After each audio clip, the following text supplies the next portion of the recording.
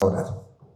Amado Señor, una vez más agradecidos contigo después de haber entonado estos himnos, de haber recitado tu palabra y listos, preparados para recibir tu palabra, Señor, la misma que un día nos hizo renacer, según así lo establece, Señor, tu escritura, siendo renacidos no de simiente corruptible, sino de incorruptible, por la palabra de Dios que vive y permanece para siempre, Señor. Somos conscientes de que hemos sido transformados, estamos siendo transformados. Tú, Señor, cambiaste el destino de nuestras vidas. Tú transformaste y nos has librado, Señor, de las garras del enemigo. Nos has quitado, Señor, de esa condenación eterna para darnos vida y vida en abundancia. Hoy, Señor, estamos acá porque hemos entendido que tu palabra es necesaria. Hemos entendido que congregarse es importante y venimos a acudir, Señor, a tu palabra para que ella nos dé el sustento, nos dé, Señor, la fortaleza que necesitamos para vivir la vida cristiana. Ayúdanos, Dios, a cada uno para que podamos ser conscientes de lo importante que es vivir una vida cristiana acorde a tu palabra, Señor, para ser librados de las garras, Señor, de la tentación, para ser librados, Señor, de tantos dardos que el enemigo constantemente envía para dejar tu nombre en mal a través de nosotros. Por eso es que necesitamos, Señor, estar arraigados, firmes en nuestra vida, Señor, como iglesia. Permite, Señor, que la unidad de tu Santo Espíritu, Señor, venga a concientizarnos de eso. Un solo espíritu, un mismo espíritu en cada uno de nosotros. Nadie tiene un espíritu diferente porque somos el pueblo tuyo, Señor. Ayúdanos a caminar con esa identidad de hijos, de hermanos, de iglesia, del cuerpo de Cristo. Oramos en el nombre de nuestro Señor Jesucristo. Amén y amén. Bien, mis hermanos, la última vez que estuve por acá, les compartí una enseñanza de la segunda carta a los Corintios.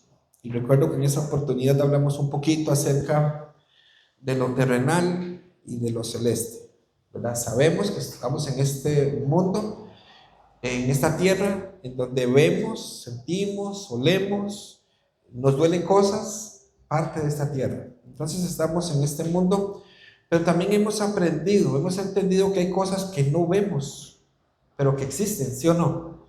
Por ejemplo, usted puede ver el oxígeno, no lo vemos, pero existe. Y si no existiera, morimos. De la misma manera está el cielo, el reino de los cielos. ¿Existe o no existe? Existe.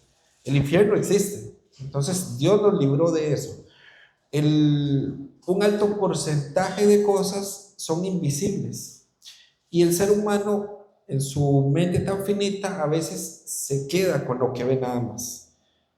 Y eso hace que ignore aquello que no se ve. Pero hemos aprendido por la palabra, ¿verdad?, de muchas cosas que no veíamos, no entendíamos, pero que son reales y existen. Entonces, hoy por eso es necesario que comprendamos. Y quizá de alguna manera de resumen, quiero que usted me acompañe a la segunda carta a los Corintios, capítulo 4, verso 16 al 18. Eso fue lo que vimos la última vez que yo les acompañé. Quiero leer estos versículos para hacerles recordar un poquito lo que aprendimos en aquella oportunidad. Dice 2 Corintios, capítulo 4, versículo 16 al 18. Dice de esta manera: por tanto, no desmayamos. Antes, aunque nuestro hombre exterior se va desgastando, el interior, no obstante, se renueva de día en día. Verso 17. Porque esta leve tribulación momentánea produce en nosotros un cada vez más excelente y eterno peso de gloria. Verso 18. No mirando nosotros las cosas que se ven, sino las que no se ven, pues las cosas que se ven son temporales, pero las que no se ven son eternas. Entonces aprendimos en aquella oportunidad que el cuerpo mortal se va a deteriorar. Aparecen las arrugas, aunque no queramos. Chicas, ustedes que están tan jóvenes, muchachos tan jóvenes, llegará el momento en donde todos vamos a empezar a deteriorar nuestro cuerpo. Van a salir las canas, van a aparecer algunos dolores que de jóvenes no aparecían, pero eso es parte de la vida. Eso vendrá en algún momento. El cuerpo se deteriora. Eso va a suceder, algo que se ve. Pero aquí hay algo grandioso. dice, no mirando nosotros las cosas que se ven, sino las que no se ven, las que no se ven. El cuerpo mortal se deteriora, pero por dentro algo está ocurriendo, por dentro algo está ocurriendo. Luego dice que esta leve tribulación produce un peso de gloria. Aprendimos que cuando somos probados, cuando vienen aflicciones a nuestra vida, si estamos bien arraigados en la palabra de Dios, ¿qué va a ocurrir? Esas tribulaciones van a producir una mayor fe, una esperanza mayor. Internamente la persona se va a fortalecer. Eso es lo que Pablo está queriendo decir cuando dice que no veamos nosotros las cosas que se ven, sino las que no se ven. Lo que se ve es temporal, lo que no se ve es eterno. Y luego nos ayuda al final a decir que debemos ver, nosotros debemos poder ver las cosas que humanamente no se ven y solamente se pueden ver a través del Espíritu. El asunto es que Pablo lo que quiere es que tengamos claro que solamente hay una forma de vivir la vida cristiana de forma correcta, y es a través de una perspectiva de la eternidad. El que ha nacido de nuevo debe aprender a ver con una perspectiva de la eternidad, no con una perspectiva terrenal, porque si vivimos viendo lo terrenal, vamos a tropezar muchas veces, pero si miramos lo eterno, va a ayudarnos a superar las aflicciones que aquí estemos nosotros atravesando. Eso es lo que aprendimos la otra vez que yo estuve por acá. Entonces, siempre va a existir una perspectiva terrenal y esa es la que nos asedia. Esa es con la que debemos luchar. Siempre, todos, los niños, los jóvenes, hombres, mujeres, adultos, todos van a ser asediados, acechados, bombardeados por esta tierra, por situaciones. Una llamada telefónica, un mal diagnóstico, algún cobrador, etc. Van a ser muchas situaciones que aquí nos van a afligir, nos van a asediar. Y el hecho de que seamos hombres y mujeres renacidos por la palabra de Dios no quita el hecho de que eso va a suceder.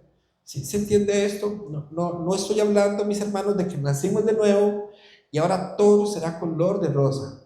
Las aflicciones vendrán, pero la perspectiva con la que usted vea es lo que va a ayudar a superar o a estancarse en su vida cristiana. Acá habrán enfermedades, habrán aflicciones, el brillo se va a ir acabando poquito a poco. Y de esta manera resumo lo que aprendimos la última vez. Pero antes de seguir con nuestro texto, que hoy nos corresponde entonces 2 Corintios capítulo 5, vamos a leer ahorita, pero antes de leer del versículo 1 en adelante, yo quiero presentarles dos metáforas que Pablo va a traer. Una metáfora es una comparación. Entonces Pablo trae aquí un par de metáforas. La primera que trae es que el cuerpo, él lo presenta como decirles como una tienda de picnic, como un tabernáculo. Así Pablo presenta una casa o un edificio. Y eso es algo que Pablo presenta en los versículos que vamos a leer ahorita, para que podamos entender que es un edificio, una casa habitado por alguien. Y la segunda metáfora o la segunda comparación que hace es del cuerpo como un vestido. Y habla de la muerte como ser desvestido.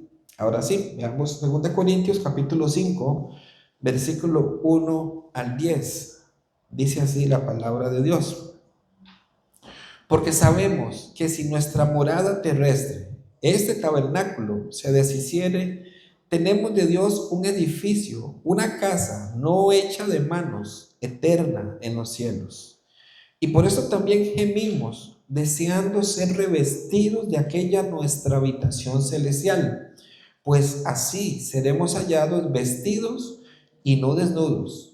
Porque asimismo los que estamos en este tabernáculo gemimos con angustia, porque no quisiéramos ser desnudados, sino revestidos, para que lo mortal sea absorbido por la vida. Mas el que nos hizo para esto mismo es Dios, quien nos ha dado las arras del Espíritu. Así que vivimos confiados siempre, y sabiendo que entre tanto que estamos en el cuerpo, estamos ausentes del Señor, porque por fe andamos, no por vista. Pero confiamos, y más quisiéramos estar ausentes del cuerpo y presentes al Señor. Por tanto, procuramos también, o ausentes o presentes, serle agradables, porque es necesario que todos nosotros comparezcamos ante el tribunal de Cristo, para que cada uno reciba según lo que haya hecho mientras estaba en el cuerpo, sea bueno o sea malo. El cuerpo de acuerdo con lo que hizo, sea bueno o sea malo. No vamos a poder ver todos los versículos, pero quisiera que por lo menos tengamos la idea de que aquí Pablo nos está hablando del versículo 1 al 5 de una realidad de esta vida terrenal. Del versículo 1 al 5 usted puede considerar, puede ver cómo la intención de Pablo es explicarnos cómo la vida terrenal es en nuestras vidas. Y del verso 6 al 10 lo que hace es ayudarnos a abrazar o a desear la gloria que está por venir, la gloria venidera. Voy a empezar a desmenuzar la enseñanza con el versículo 1 de este que acabamos de leer, 2 Corintios 5:1. Porque sabemos que si nuestra morada terrestre, este tabernáculo, se deshiciere, tenemos de Dios un edificio, una casa no hecha de manos, eterna en los cielos. Ese porque sabemos, eso es muy importante. Cuando leamos nosotros la palabra porque, dice porque sabemos. Y ese sabemos habla de una certeza. Hay una certeza, porque sabemos que si nuestra morada terrestre, este tabernáculo, se deshiciere, tenemos de Dios un edificio, una casa no hecha de manos, eterna en los cielos. Entonces, sabemos que si somos destruidos, tenemos otra casa. Esa es una seguridad del cristiano. Mis hermanos, y por más grande que sea una enfermedad, por más grande que sea una aflicción, el cristiano tiene siempre que entender algo. Hay una casa mejor para mí. O sea, hay un futuro próximo para mí. Aquella persona que está afligida por una enfermedad puede llenarse de gozo al entender, al saber que hay algo que le espera. Dice Pablo, tenemos de Dios un edificio, una casa no hecha de manos, dice, eterna en los cielos. Ahora, Jesús habla precisamente de eso. Jesús, cuando estuvo en esta tierra, en Marcos, si usted me acompaña, Marcos capítulo 14, verso 58, podemos ver palabras de Jesús.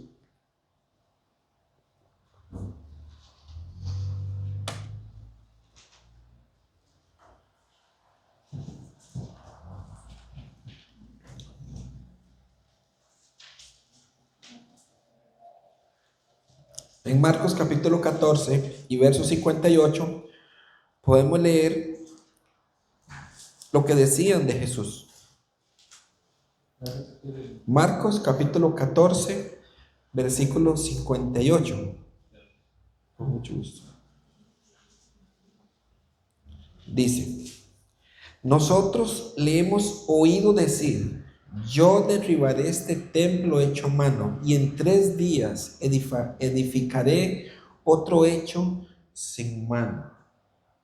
¿Cuántos días duró el Señor en resucitar? 3 días. Él está hablando acá de algo que va a suceder. Nuestro Señor Jesucristo lo habló. Él está siendo confrontado por las autoridades y él dijo, refiriéndose a su cuerpo, eso exactamente. Ahora, el apóstol Pablo insiste en hablar de los corintios también de esa situación, porque ellos tenían, algunos de ellos, un pensamiento. La iglesia de Corinto, imaginemos, ¿verdad? Acá estamos en la iglesia de San Ramón. Supongamos que se levanta una iglesia en Naranjo y esa iglesia recibe el evangelio, pero esa iglesia queda muy solita y aparecen entonces falsos maestros y se filtran y empiezan a enseñar cosas que no son. Eso es lo que sucedió con Corinto. Corinto recibe el evangelio y los falsos maestros esperaron oportunidad de que el apóstol saliera para llegar y traer enseñanzas desviadas del evangelio, y una de ellas tenía que ver con la resurrección. Por eso es que en el capítulo 15 vemos que algunos cuestionan acerca de la resurrección y Pablo tiene que hablar de esto. Los saduceos principalmente eran los que negaban el tema de la resurrección. Los saduceos eran una religión, por decirlo así, y los saduceos pensaban que el ser humano vivía esta vida, moría y se acabó, pero que tenía que vivir la vida agradando a Dios. Entonces eso se llama obras. Querían agradar a Dios, pero por medio de las obras. No creían no creían en el Espíritu, no creían en la vida eterna. Y sabemos que eso es muy serio, no creer en la vida eterna. Esos eran los saduceos. Pablo tiene entonces a este grupo de corintios y él tiene que hablar de la resurrección. Quiero que me acompañen a la primera carta a los corintios para que podamos comprender esto y tenerlo más clarito. En la primera carta a los corintios, en el capítulo 15, Primera Corintios 15, verso 35.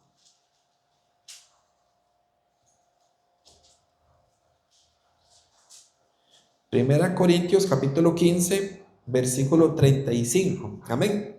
Dice así: pero dirá alguno, ¿cómo resucitarán los muertos? ¿Con qué cuerpo vendrán? Necio, lo que tú siembras no se vivifica, sino muere antes. Veamos el verso 40. Dice el verso 40: y hay cuerpos celestiales y cuerpos terrenales, pero una es la gloria de los celestiales y otra de los terrenales. Verso 42: así también es la resurrección de los muertos. Se siembra en corrupción, resucitará en incorrupción. Se siembra en deshonra, resucitará en gloria. Se siembra en debilidad, resucitará en poder. Se siembra cuerpo animal, resucitará cuerpo espiritual. Hay cuerpo animal y hay cuerpo espiritual. En otras palabras, y leo estos versículos para que podamos comprender cómo Pablo está hablando de la resurrección, del cuerpo celeste, del espíritu, de cómo este cuerpo va en algún momento a ser transformado. Pablo lo que está queriendo decirles, en otras palabras, es: este cuerpo, no te preocupes por la muerte. Dios tiene otro cuerpo para darte. Esa es la enseñanza básicamente que Pablo está queriendo llevarle a los corintios. No se preocupen por la muerte, porque Dios tiene un cuerpo mejor, más hermoso para cada uno de ustedes. Ahora sí, volvemos a nuestro texto inicial, 2 Corintios 5. Introduje esos versículos porque creo que es bueno, ¿verdad?, que tengamos una base de lo que estamos aprendiendo. No es solamente decir, la Biblia dice, sino decir donde la Biblia lo dice, para que tengamos mayor certeza a la hora de aprender, de poder conocer que efectivamente la Biblia dice eso. Entonces, volvemos a nuestro texto, 2 Corintios capítulo 5 y versículo 2. 2 Corintios 5, verso 2, dice así: y por esto también gemimos, deseando ser revestidos de aquella nuestra habitación celestial. Mis hermanos, esto es importante, porque evidentemente Cristo está hablándonos. La palabra de Dios nos está hablando a nosotros de algo muy importante, y es la vida espiritual.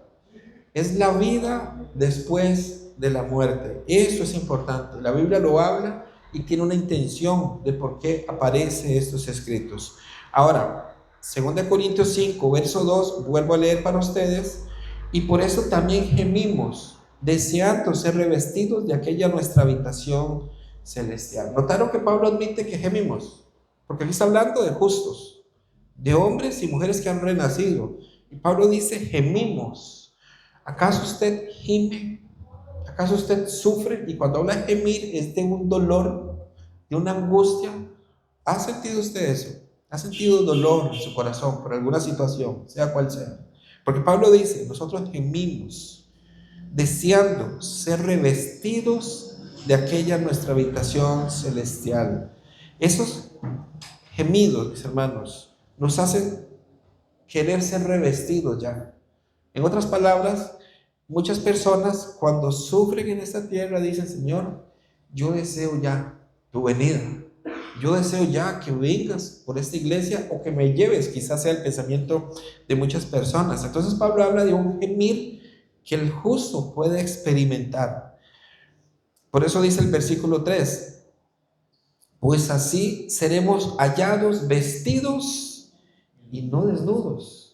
Vestidos. Gemimos porque ya no va a haber más muerte, ya no va a haber más llanto, ya no va a haber más dolor. Eso es lo que se está expresando aquí. Entonces hay un gemir por parte del creyente, del cristiano verdadero, y el gemir tiene que ver muchas veces con las situaciones de su vida cotidiana, tiene que ver con el anhelo de que el Señor venga a rescatarnos, tiene que ver mucho con eso.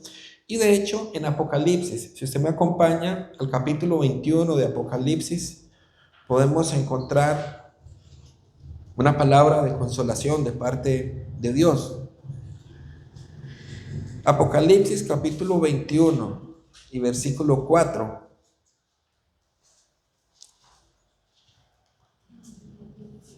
Generalmente cuando traemos un texto, ¿verdad? Es como el texto base, que hoy estamos en 2 Corintios capítulo 5, pero es para que mantenga ahí como la marquita.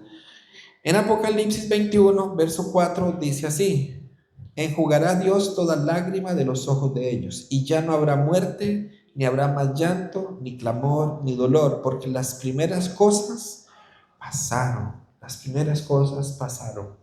Entonces, mis hermanos, estamos hablando de una perspectiva celestial, ¿verdad? De que lo que estamos viviendo puede ser una situación muy difícil, pero va a pasar en algún momento. Hay una historieta de un rey que anhelaba con todo su corazón tener una frase. Es una historieta, ¿verdad? Entonces este hombre quería tener una frase y les pidió a sus consejeros que buscaran al más sabio para que le escribiera una frase que él pudiera atesorar siempre. Y él decía: yo necesito una frase para que cuando esté muy, pero muy triste, yo pueda ver esa frase y tomar aliento. Pero también quiero una frase para cuando esté en momentos de mucha felicidad, volver a ver y que eso me pueda poner en tranquilidad, que no me haga exaltarme. Entonces estos hombres fueron a buscar a un sabio y encontraron a uno, y cuando lo encuentran le dicen la petición del rey. Entonces este hombre con mucha sabiduría le dijo: esta es la frase que su rey necesita. Y la frase decía: esto también pasará. Entonces el rey lo tomó y lo guardó en su anillo, y en un momento que tuvo bombardeos, tuvo ataques por ejércitos enemigos, él se escondió y él estaba muy, pero muy asustado, y recordó y dijo la frase. Y lo abrió, y entonces leyó: esto también pasará. Y eso trajo alivio en ese momento a su vida. Pasó el tiempo y luego fue un momento en donde fue exaltado, fue reconocido como los mejores reyes que existían, y en medio del banquete él se recordó, abrió el anillo y leyó la frase: esto también pasará. Y eso creo que es un estilo, una manera de vivir en nosotros, de comprender que lo que pasa en esta tierra es temporal. Va a pasar, mis hermanos, eso va a pasar. Los momentos de gloria van a pasar, los momentos de angustia van a pasar, y de los dos tenemos que cuidarnos, de los dos tenemos que cuidarnos, de los momentos de aflicción, porque nos pueden hacer entrar en quejas. Eso va a pasar, pero también de los momentos de alabanza, porque podrían hacernos entrar en soberbia, en orgullo. Entonces tenemos que tener claro esto. Por eso, cuando el apóstol Pablo relata en estos versículos ese gemir del creyente, es puesta siempre la mirada en las cosas celestiales, siempre arriba. Seguimos con nuestro texto, 2 Corintios capítulo 5, esta vez versículo 4 para continuar. Dice: porque asimismo, los que estamos en este tabernáculo gemimos con angustias, porque no quisiéramos ser desnudados, sino revestidos, para que lo mortal sea absorbido por la vida. Porque asimismo, los que estamos en este tabernáculo gemimos con angustia, porque no quisiéramos ser desnudados, sino revestidos, para que lo mortal sea absorbido por la vida. Alguien podría decir: el mensaje anterior pareciera que contradice esto, porque el mensaje anterior, los versículos anteriores, Pablo hablaba de una aflicción, en donde Pablo decía lo leve y pasajero, ¿recuerdan? Algo leve y algo pasajero, dijo Pablo, que eso era muy leve, sus tribulaciones, sus angustias eran muy leves en comparación con lo que venía. Entonces, ahí mismo está la respuesta. ¿Qué hizo la diferencia? El lente con el que Pablo estaba viendo. Pablo está reconociendo que tuvo situaciones, él considera leves y pasajeras, terrenales. ¿Y por qué las ve leves y pasajeras? Porque los lentes que él tiene son los lentes del Evangelio, es la perspectiva de lo que le espera. Y cuando él sabe lo que le espera, él dice: esto no es nada, esto no es nada. Bueno, aquí ustedes creo que han sufrido mucho con las autopistas, con las carreteras, ¿verdad? Por las presas que han habido. Yo los días lunes, desde hace muchos años, visito una emisora en San Francisco de los Ríos, Faro del Caribe. Yo la visito y me mantengo predicando evangelio. Por esa razón me mantengo todavía allí. Pero hubo un tiempo en donde la circunvalación estuvo en construcción y eran unas presas terribles, pero terribles. Yo debía estar a las 4 de la tarde y yo tenía que salir a la 1:30 de Heredia para poder llegar bien. Y así fue durante muchos meses, muchos meses. Pero había un rótulo y el rótulo decía: disculpe las molestias, trabajamos por el bien, ¿verdad?, de esta carretera. Y bueno, y pasados los meses, la carretera ahora es otra cosa. Ahora yo no tardo 25 minutos de Heredia a San Francisco de los Ríos. Pero ese rótulo hacía entender algo. Decía: disculpen las molestias. O sea, usted está pasando una molestia, pero va a mejorar esto. Entonces, cuando nosotros somos conscientes espiritualmente de que esta vida es pasajera, sabemos que es pasajera y que viene algo mejor, ¿sí o no?, para el creyente. Pero cuando tenemos la perspectiva puesta correctamente, cuando nuestros lentes están en la eternidad, allí es donde nosotros tenemos que colocar nuestra mirada. Nuestro pastor Samuel en una oportunidad lo hizo a nivel de broma, pero creo que muy en serio también. Algunos de los pastores habló de vacaciones y dijo: ¿para qué vacaciones? Vamos a tener 1000 años, ¿verdad? En el milenio vamos a estar con 1000 años de vacaciones. Trabajemos aquí, trabajemos aquí. Y como digo, lo dijo en broma, pero también en serio. Nosotros tenemos que aprender a ver de la manera que Dios quiere que veamos, viendo las cosas de arriba, entendiendo que es real, mis hermanos. No es solamente decir, es vivir creyendo esta realidad. Por eso el lente es importante. Cuando nosotros morimos, dejamos el cuerpo en la tumba y pasamos a la presencia de Dios. Todos aquellos que han muerto en Cristo, esto es lo que van a experimentar. Morirán, el cuerpo será colocado en ataúd, ese cuerpo irá a ser enterrado, se llegará a descomponer, pero su alma estará en la presencia de Dios, en el paraíso, en una sala de espera, valga la redundancia, esperando el momento en que se ocurra el rapto, el momento en que Cristo glorifique el cuerpo de esa persona. Así es como sucede. De esa manera es que la Biblia lo establece. Dice Hebreos 9:27 que está establecido para el hombre que muera una sola vez, y después de esto el juicio. Entonces, si se dieron cuenta, en los versículos que leímos, al final hablaba de un tribunal y dice que todos tendremos que dar cuenta. Hay un tribunal para aquellos que han nacido de nuevo. No es el juicio del trono blanco, que ese es donde van a estar los pecadores, pero todos vamos a tener que estar en algún momento frente a Dios, frente a la presencia de Dios, en donde daremos cuenta.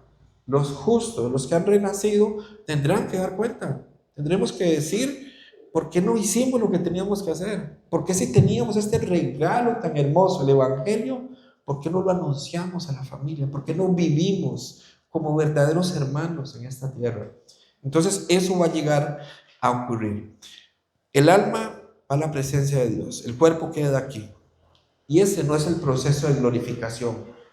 No es el momento en que morimos que somos glorificados. En ese momento sucede esto: vamos al paraíso, vamos a la presencia de Dios.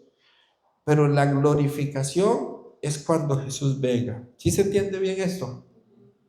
Entonces, veamos 1 Tesalonicenses, y eso nos ayuda a comprender mejor, para que veamos el proceso de glorificación.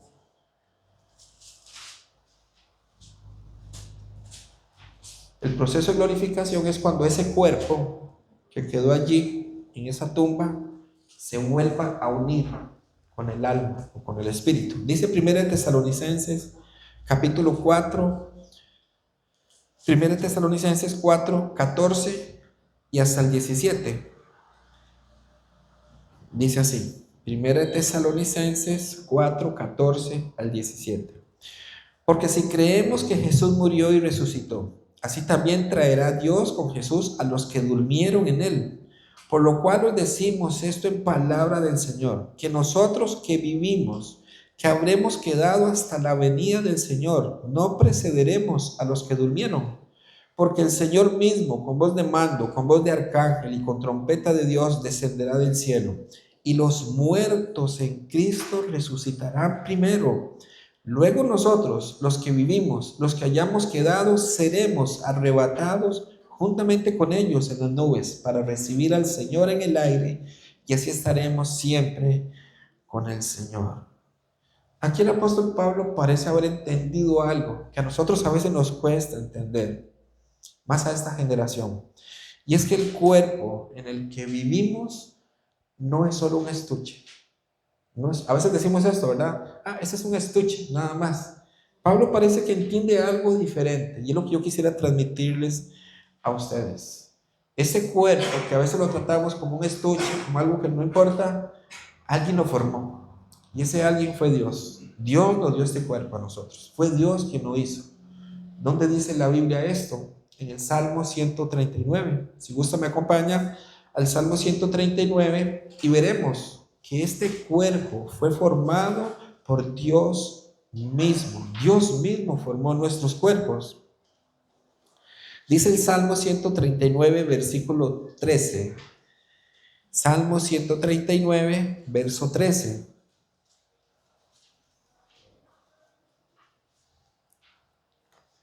Porque tú formaste mis entrañas, tú me hiciste en el vientre de mi madre. Y veamos el verso 15, por favor. No fue encubierto de mí tu cuerpo, perdón, no fue encubierto de ti mi cuerpo, bien que en oculto fui formado y entretejido en lo más profundo de la tierra. Y hermoso el verso 16. Mi embrión vieron tus ojos, y en tu libro estaban escritas todas aquellas cosas que fueron luego formadas, sin faltar una de ellas.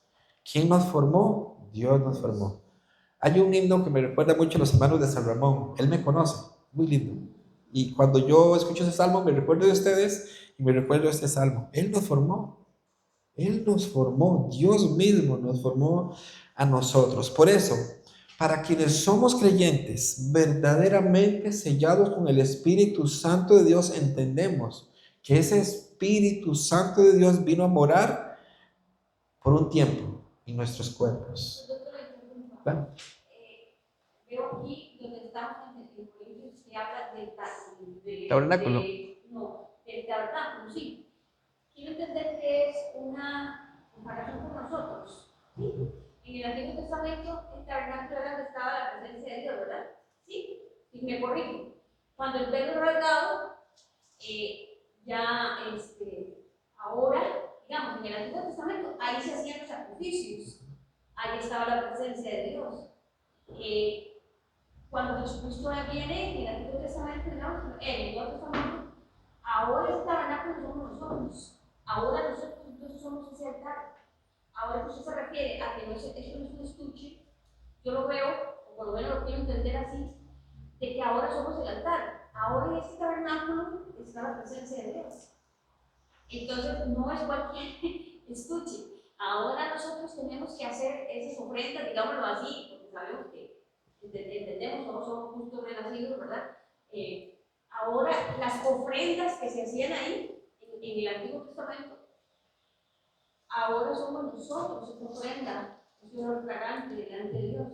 Pero yo estoy tratando de visualizar que ese tabernáculo ahora somos nosotros, ahora esta presencia está aquí. Amén.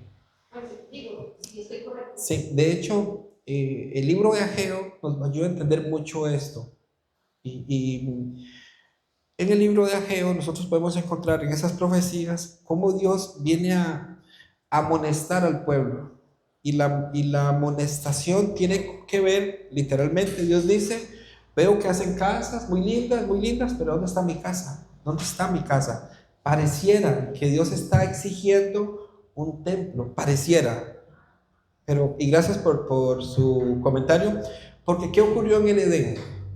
¿Dónde estaba Dios? Estaba en el Edén, con Adán y con Eva, y estaban juntos, compartían, pero el pecado que hizo, una separación. Y cuando esa separación viene, vean el deseo de Dios. Mis hermanos, esto de verdad a mí hasta me escalofría, porque Dios ha tenido siempre el deseo de estar cerca del hombre, siempre. Por eso es que Dios le dice a Moisés, construye el tabernáculo. se construye el tabernáculo donde Dios moraba y el pueblo se acercaba a él. El templo fue construido por Salomón después.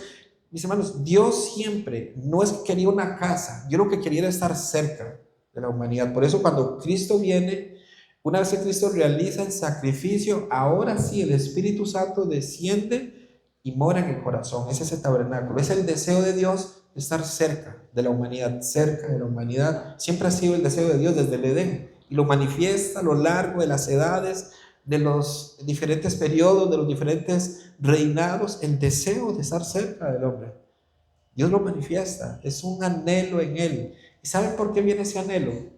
Porque él sabe la consecuencia del hombre sin Dios. La consecuencia del hombre sin Dios es la muerte eterna, es el castigo eterno. Por eso es que su misericordia se manifiesta todos los días se manifiesta. Es un deseo para que su Santo Espíritu venga a morar en el corazón de todos los que hemos creído por medio de la fe. Entonces, Dios lo preparó nuestro cuerpo, Dios nos formó en nosotros. Por eso, mis amados hermanos, nosotros debemos entender que el Espíritu Santo ha venido a morar por un tiempo en nuestros cuerpos. Eso es glorioso. O sea, saber que el Espíritu Santo de Dios, con el mismo poder que resucitó a Cristo de esa tumba, mora en nosotros. Eso es, de verdad que es impresionante. Y es para que nos estremezcamos nosotros de entender eso. Dios, por alguna razón, en vez de hacer un nuevo cuerpo para nosotros, lo que pretende es usar el mismo cuerpo, abriendo los sepulcros para transformarnos, pues. Qué tremendo, como lo hizo con nuestro Señor Jesucristo. La tumba quedó vacía, el cuerpo no quedó allí. Ese cuerpo fue levantado para ser transformado. Hay un escritor llamado C.S. Lewis, no sé si han escuchado. Es un hombre que por su testimonio, es un hombre que ha renacido. Ha escrito algunas novelas, de hecho las Crónicas de Narnia, él mismo las llegó en algún momento a editar. Y este hombre dice que él desea tanto y que por lo que él, ¿verdad?, ha profundizado en la palabra, dice, el cuerpo de una persona glorificada es tan hermoso, va a ser tan hermoso, que cualquiera tendría tentación de adorarlo. Así vamos a hacer. Si usted ve a un hermano que está a la par y usted viera su cuerpo glorificado, usted se vería tentado a decir, uy, yo quiero adorarlo porque va a ser tan impresionante lo que se espera. Y recordemos que el apóstol Pablo, quien escribe esta carta, tuvo una revelación muy particular, que fue ir al tercer cielo. El apóstol Pablo, Dios le dio ese privilegio para que él pudiera después a nosotros instruirnos en la palabra, como lo está haciendo en esta tarde Dios a través de los escritos del apóstol Pablo. Entonces, el cuerpo nuestro hoy gime. Ese cuerpo va a ser levantado, pero en gloria. Gime estando en esta tierra, pero será levantado en gloria. Sigue diciendo nuestro texto, 2 Corintios 5, versículo 5 esta vez. Mas el que nos hizo para esto mismo es Dios, quien nos ha dado las arras del Espíritu, la garantía del Espíritu. Quien preparó todo eso entonces fue Dios. ¿Cuándo lo hizo? Desde la eternidad pasada. Dios, desde antes de la fundación del mundo, estableció esto. Acompáñeme, si es tan amable, a Romanos 8, verso 29.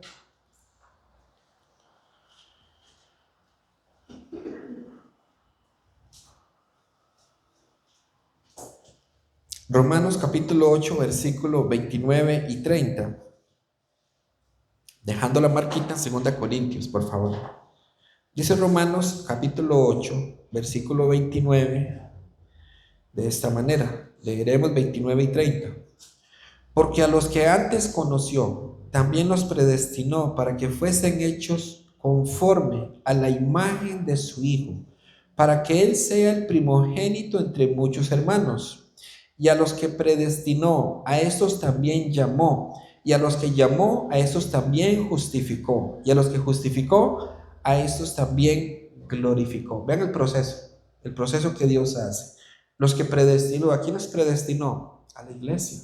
La iglesia fue predestinada. En el momento en que el pecado entró al mundo, Dios predestina a la iglesia. dice la iglesia. Esa es la iglesia la que está hablando. Dice, y a los que predestinó, o sea, la iglesia también llamó. ¿Cómo lo llamó? A través del evangelio. Llamó. Y a los que llamó, a esos también justificó. Nos ha declarado justos, ¿sí o no? Y a los que justificó, a esos también glorificó. Ese es el proceso que esperamos nosotros. Hemos sido predestinados, hemos sido llamados, hemos sido justificados. Vivimos como justificados, como justos delante de Dios, esperando el momento de la glorificación.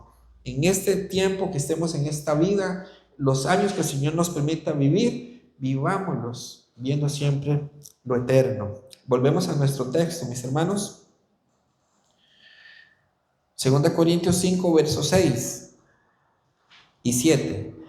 Dice, después de haber dicho todo esto, Pablo dice, así que vivimos confiados siempre y sabiendo, nuevamente la palabra sabiendo, y sabiendo que entre tanto que estamos en el cuerpo, estamos ausentes del Señor, porque por fe andamos, no por vista. Así que, por tanto, sabiendo, son palabras que están uniendo lo anterior con lo que sigue. Lo que está queriendo decir es, podemos vivir confiadamente al saber algo. Eso es lo que está queriendo decir. Usted cuando tiene la certeza de algo, puede vivir confiadamente. Yo pregunto, ¿qué sabe usted de la eternidad? ¿Qué sabe usted de su vida futura? Porque eso le va a hacer vivir confiadamente o afligidamente.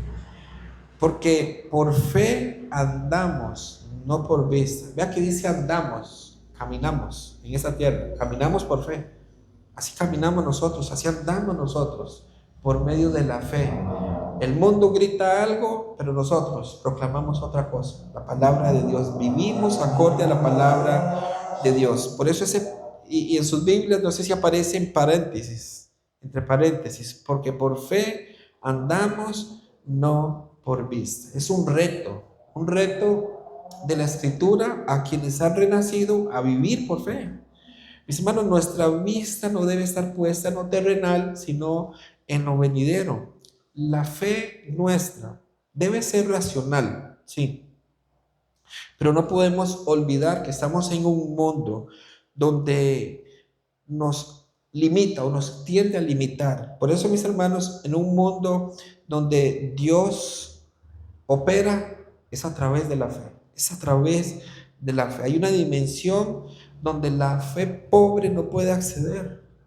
Una persona sin la fe verdadera no puede vivir entendiendo eso, no puede decir como si dice el texto, sabiendo, confiando, anhelando, entendiendo. Solamente la fe verdadera hace a una persona comprender, entender, saber lo que le espera realmente. Dice el versículo 8. Pero confiamos y más quisiéramos estar ausentes del cuerpo y presentes al Señor. Preferimos, dice, o quisiéramos. Hay un deseo, ¿verdad? Pero confiamos y más quisiéramos estar ausentes del cuerpo y presentes al Señor. Mis hermanos, Dios mismo, y esto que les voy a decir es hermoso. Pablo, en más de una oportunidad, en Filipenses particularmente, él expresa y él dice, yo me pongo parafraseando, ¿verdad? Él dice, yo no sé si morirme o vivir, ¿verdad? Dice, no sé, deseo morirme, porque ya estaría con el Señor, justo lo que aquí estamos viendo, ¿verdad?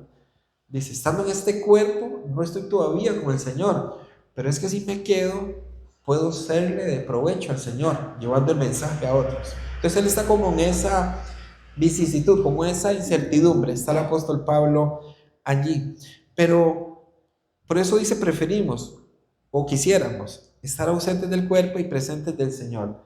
El salmista declara algo, y es que Dios mismo, mis hermanos, Dios mismo anhela nuestra llegada. Dios mismo.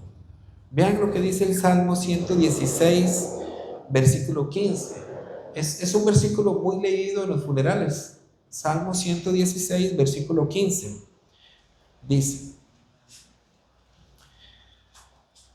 el Salmo capítulo 116, versículo 15 dice así: estimada es a los ojos de Jehová la muerte de sus santos. La muerte de un creyente es un momento glorioso para el creyente. Lo que pasa es que nuestro egoísmo, y hablo de nuestro porque es una naturaleza, ¿verdad?, de este mundo, se duele cuando un ser querido parte, ¿sí o no? A todos nos va a pasar. Parte alguien que queremos mucho y lloramos, pero al final eso es egoísmo, porque esa persona, siendo creyente, está pasando el momento más glorioso, a la presencia de Dios. Por eso, mis hermanos, el que tiene la mirada puesta en lo eterno, en lo celeste, humanamente se va a doler, humanamente, pero su espíritu se va a gozar y va a decir, ya está en la presencia de Dios. Es triste cuando, en el caso nuestro como pastores, nos invitan o nos piden a asistir a un funeral y realizar la ceremonia. La semana pasada, fue el domingo creo, domingo pasado, me pidieron, ¿verdad?, asistir, y por supuesto que son momentos que ahora yo aprovecho al máximo, ¿verdad?, para poder predicar el Evangelio. Dice Salomón, mejor es la casa de luto que la casa del banquete. Y él dice esto, mis hermanos, con tanta sabiduría, porque en la casa del banquete, un banquete es un festejo, una carne asada, una fiesta, un 15 años, un matrimonio. En esos lugares, cuando nos sentamos, es a reírnos, a contar chistes, historias, que no está mal, pero es como parte de lo que se vive en una fiesta, ¿verdad? Fotografía, risas, anécdotas. Pero en un funeral, la casa de luto, Salomón dice, es mejor esto. Y yo meditaba mucho en esto que él dice, y es porque justamente en un funeral todas las personas, o por lo menos la gran mayoría, está meditando en esto. ¿Cómo se fue a morir? Quizá lo vieron el día anterior y hoy lo tienen al frente de un ataúd. Es el momento donde el ser humano verdaderamente medita, verdaderamente reflexiona en que no somos eternos. Por eso es mejor la casa de luto. Ahora, este versículo que yo acabo de leer, estimada es a los ojos de Jehová la muerte de sus santos, Dios anhela esa llegada de uno de sus hijos. Dice, al fin mi hijo, ya no vas a sufrir en esa tierra. ¿Qué deberíamos hacer nosotros los creyentes? Alegrarnos de que esa persona partió. Un gozo, aunque va a haber aflicción de que no lo vamos a volver a ver, pero sabemos que también iremos allí si estamos preparados, si estamos preparados. Entonces, es un momento glorioso. Lo que se pierde es el cuerpo, pero será devuelto y transformado. Vean qué ganancia, ¿verdad? Es como que si nos cambiaron un carro viejito, ¿verdad? Del año 70, un carrito del año 70. Yo tenía un Toyota Corona del 79 y un carrazo, por cierto, ¿verdad? Pero es como que se lo cambien a uno por un carro de 2025, ¿verdad? Qué cambio, qué buen negocio. Bueno, el Señor dice, nuestros cuerpos, ¿verdad?, van a ser transformados. Entonces, mis hermanos, disfrutemos de esas arruguitas y de esas canas, porque es pasajero, eso es pasajero, va a acabar en algún momento. Pablo se lo explica a los filipenses. Pablo a los filipenses les explica de esta manera. Si usted me acompaña, Filipenses capítulo 1, versículo 21.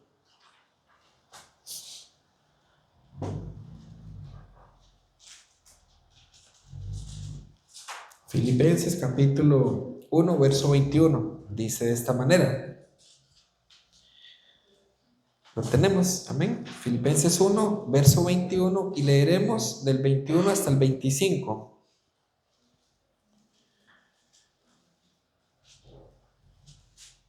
Dice, porque para mí el vivir es Cristo y el morir es ganancia. Mas si el vivir en la carne me resulta para mí beneficio de la obra, no sé entonces qué escoger. Porque de ambas cosas estoy puesto en estrecho, teniendo deseo de partir y estar con Cristo, lo cual es muchísimo mejor. Pero quedar en la carne es más necesario por causa de vosotros. Y confiando en esto, sé que quedaré, que aún permaneceré con todos vosotros para vuestro provecho y gozo de la fe. Claro, recordemos que ya el apóstol Pablo había ido al tercer cielo. Entonces él quería, él decía, uy, ya yo sé lo que me espera. Por eso él estaba deseando, ¿verdad?, como partir. Pero él medita allí y dice, no, es más provechoso que me quede para seguir anunciando el Evangelio. Pero él entendió perfectamente su rol dentro de este mundo. ¿Cuál era el rol dentro de este mundo? Él debía vivir para Cristo, vivir para Cristo. Él no eligió dónde vivir, él no eligió dónde hospedarse. Dios fue el que eligió donde él tenía que vivir. Fue Dios el que lo llevó siempre. Hay un momento donde Pablo tenía en mente ir a cierto lugar y el Espíritu Santo le dice, no, no es allí. Y lo lleva a Macedonia. Entonces, él fue guiado siempre por el Espíritu Santo de Dios. La orientación que nosotros leemos a nuestra vida terrenal o celestial va a ser determinada, mis hermanos, por cuánto estamos nosotros exponiéndonos a la palabra de Dios. ¿Cuántos problemas podamos tener en este mundo, en este cuerpo? ¿Cómo vemos nosotros esos problemas? ¿Con la mirada puesta en el problema o en lo eterno? O en lo eterno. Y Pablo cierra diciendo, versículos 9 y 10 de 2 Corintios, por tanto, procuramos también, o ausentes o presentes, serle agradables, porque es necesario que todos nosotros comparezcamos ante el tribunal de Cristo, para que cada uno reciba según lo que haya hecho mientras estaba en el cuerpo, sea bueno o sea malo. Dios hizo la obra en Pablo, Dios la hizo. Este hombre fue transformado por Dios a través del Evangelio, así fue transformado. Por eso él en algún momento, varias veces en el Nuevo Testamento dice, nuestro Evangelio o mi Evangelio. Él llega a abrazarlo tanto que él llama mi Evangelio, siendo el de Cristo. Él entendió perfectamente. Él evidenció cuánto significó el mensaje de Cristo a su vida, cuánto lo marcó. Mis hermanos, el apóstol Pablo fue un instrumento de Dios para enseñarnos a nosotros, no solamente a través o acerca de su vida, sino no solamente a través de las escrituras, del Evangelio, sino también con su manera de vivir, con su manera de morir. Pablo mostró evidenciar ser un siervo de Cristo. Él evidenció ser siempre un siervo de Cristo. Y por eso, mis amados, nosotros debemos de entender. Y sé que aquí todos, o la mayoría, somos justos renacidos. Amén. Pues tenemos que vivir la vida con nuestra mirada puesta en lo celeste y entendiendo que va a haber un gemir. Y hablamos del gemir del creyente. Ay, Señor, yo ya quiero partir. Quizás sea el gemir. El gemir también viene cuando hay personas que están muriendo sin Cristo, cuando hay personas que están rechazando el Evangelio en nuestras familias. Yo tengo familiares que han rechazado una y otra vez el Evangelio, y yo me aflijo, y yo gimo, y yo, Señor, qué doloroso, porque entiendo lo que va a ocurrir. ¿Cuál es el gemir de un pecador? Va a sufrir aflicciones, pero sin una esperanza. ¿Por qué? Porque creen que la vida acaba acá. O peor aún, creen que ya han sido salvos y les espera la condenación hasta que nazcan de nuevo por la palabra de Dios. Entonces gimen a su manera, con dolor, pero sin esperanza. Nosotros gemimos con una esperanza de que seremos transformados. Y mientras ese momento llega, trabajemos como iglesia, trabajemos como hermanos para poder alcanzar más almas para Cristo, para el reino de Dios. Porque como decía al final de este versículo, porque es necesario que todos comparezcamos ante el tribunal de Cristo, para que cada uno reciba según lo que haya hecho mientras estaba en el cuerpo, en el tabernáculo, sea bueno o sea malo. Si el Señor lo permite, en la próxima visita continuaremos con estos versículos para una mejor comprensión. Amén. Oramos. Amado Dios, gracias te damos en esta tarde por tu palabra, Señor. Ha sido tu palabra predicada, expuesta, Señor, tal y como tú nos lo has encargado. Y, Señor, oro para que seas tú mismo operando en el corazón de cada uno de mis hermanos. Tú conoces, Señor, la necesidad, la situación que cada uno está lidiando, su lucha, su aflicción en esta tierra, Dios. Y oro para que sea tu Santo Espíritu trayendo fortaleza, trayendo paz, Señor, trayendo la certeza y la esperanza de lo que ha de venir para sus vidas, a cada uno. Y que de esta manera, Señor, queramos servirte con mayor anhelo, con mayor deseo. Que queramos servir al Dios vivo, al Dios verdadero. que nos ha librado, y que podamos, Señor, no entendiendo, no creyendo para salvación, porque ya nos ha salvado, sino, Señor, para poder lucir el Evangelio de una forma digna, para poder modelar, para poder ser embajadores de Cristo, del Evangelio, no solamente con palabras, sino, Señor, con nuestra manera de vivir, nuestra actitud, que reflejemos el verdadero amor tuyo, Señor. Es mi anhelo, es mi petición en esta tarde para cada uno de mis hermanos, para la iglesia de San Ramón, a la cual, Señor, yo sé que está en tus manos y que tú, Señor, te encargarás del crecimiento de cada uno de ellos y aún más importante, del crecimiento en unidad como iglesia, Señor, por lo cual ruego que tú ayudes, Señor, a cada uno de ellos. Y hemos orado en el nombre de nuestro Señor Jesucristo. Amén y amén. Que el Señor les bendiga y muchas gracias por prestarme sus oídos.